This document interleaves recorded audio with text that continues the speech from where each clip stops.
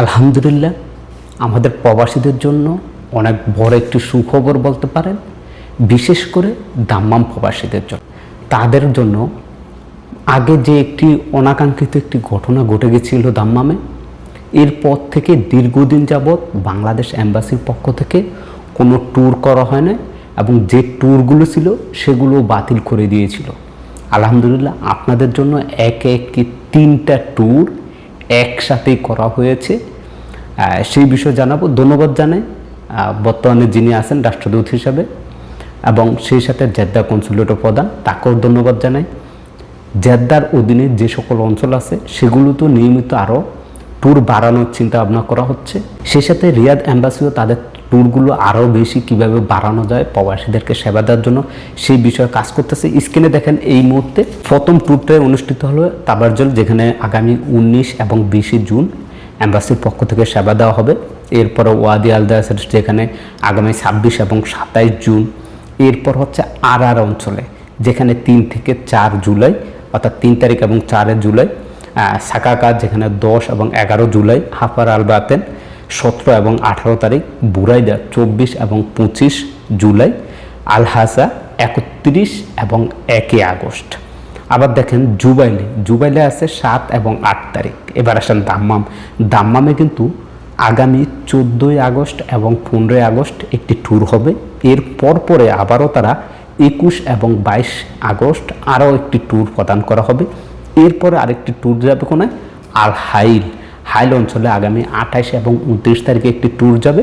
সেই সাথে আবারও রিটার্ন ব্যাক করে দাম্মামে আরেকটি ট্যুর আসবে, যেটা হবে আগামী 4 এবং 5 সেপ্টেম্বর। অর্থাৎ এই যে জুন, জুলাই, আগস্ট, সেপ্টেম্বর, এই 3 মাস প্রবাসীদের জন্য সেবা দেওয়ার জন্য এম্বাসির পক্ষ থেকে এই ট্যুরগুলো নেওয়া হয়েছে। বিশেষ করে দাম্মাম প্রবাসীদের জন্য শুধু 3টা না, আমার মনে হয় যে 4-5টা ট্যুর দেওয়া প্রয়োজন। দীর্ঘদিন যাবৎ দাম্মামে প্রবাসীরা কোনো ট্যুরে আসে না এম্বাসির পক্ষ থেকে, এবং হাজার হাজার প্রবাসী আছেন যাদের পাসপোর্টের মেয়াদ শেষ হয়ে গেছে, অনেকে একামা রেনু করতে পারে নাই তাদের জন্য, এবং অনেকে দেশও যাইতে পারতেছেন না, বর্ডার পাস নিতে পারতেছেন না, অনেকে এম্বাসিতে যাচ্ছেন না। এই যে এই অঞ্চলগুলোতে এম্বাসির ট্যুর আসবে, কিংবা জেদ্দা কনসুলেটের অধীনে মদিনা, জিজান আছে, নাজরান আছে, খামেজ আছে, এই সমস্ত অঞ্চলে যে ট্যুরগুলো আসে, এখানে অনেকেই কী করেন যে আগে আপনারা আবেদন করছেন কিন্তু আপনারা টাইম মতো জেদ্দা কনসুলেটে যান নাই। এখন আপনার এরিয়াতে যদি ট্যুর আসে সেখানে গিয়ে আপনি ফিঙ্গার দিতে পারবেন কিনা, এরকম হাজারো প্রশ্ন আমরা পেয়ে থাকি। এটা আপনাদের জন্য একটু সুখবর দিয়ে রাখি যে যদি আপনি মনে করেন যে আপনি গত মাসে অর্থাৎ মে মাসে আপনি কোনো একটি আবেদনের ডেট দিয়ে আবেদন করছেন কিন্তু আপনি সময় মতো জেদ্দা যান নাই, বা আপনি রিয়াদ এম্বাসিতে যান নাই, এখন আগামী মাসে, মে মাস বাদ এটা হচ্ছে জুন মাস, যদি আপনার এরিয়াতে জুলাই মাসে এম্বাসির লোক আসে, সেক্ষেত্রে সেখানে গিয়ে আপনি ফিঙ্গার দিতে পারবেন কিনা? জি, আলহামদুলিল্লাহ বলতে পারেন। এটা আপনাদের জন্য একটি সুখবর। আপনি যদি জেদ্দা কনসুলেটে না যান কিন্তু আপনি যদি এম্বাসির লোক যদি আপনার এরিয়াতে 1 মাস পরও আসে, সেখানে গিয়ে চাইলেও আপনি আপনার ফিঙ্গারগুলো দিয়ে আপনার পাসপোর্টের আবেদন সম্পূর্ণ করতে পারবেন। এটা আপনাদের জন্য সুখবর। এছাড়াও বলে রাখি, যারা পাসপোর্টের তথ্য সংশোধন করবেন বা তথ্য চেঞ্জ করবেন, তারা অবশ্যই সতর্ক থাকবেন।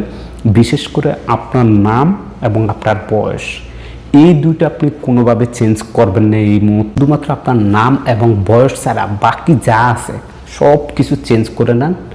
আলহামদুলিল্লাহ, আপনার কোনো ধরনের সমস্যা হবে না। আপনার পাসপোর্ট মানুয়াত হবে, আপনার ইকামা রেনু হবে, কোনো সমস্যা হবে না। শুধুমাত্র কোনটা? আপনার নাম এবং বয়স।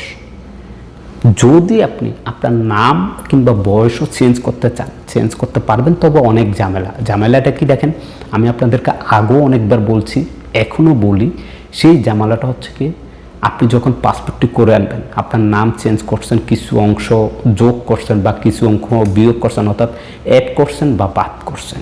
আবার বয়স দেখা গেছে আপনি কমিয়েছেন বা বাড়িয়েছেন, অর্থাৎ আপনার ভোটার আইডি কার্ডে যেটা আছে আপনি সেটাই করতে যাচ্ছেন। এখন এই যে আপনি নামটা চেঞ্জ করছেন কিংবা আপনি বয়সটা চেঞ্জ হয়েছে বা পরিবর্তন হয়েছে, এখন আপনার যে নতুন পাসপোর্ট, সেই নতুন পাসপোর্টের নাম এবং বয়সের সাথে কিন্তু আপনার ইকামাতে যে নাম এবং বয়স আছে সেটার সাথে মিলবে না। পাসপোর্ট মালুমাত করতে পারবেন, কোনো সমস্যা না, চাইলে আমাদের মাধ্যমে করাতে পারেন, আপনার মালিক দিয়ে আপনার কোম্পানির মাধ্যমেও আপনি আপনার পাসপোর্টটি মালুমাত করাতে পারেন। কিন্তু সমস্যা হচ্ছে আপনার একামা।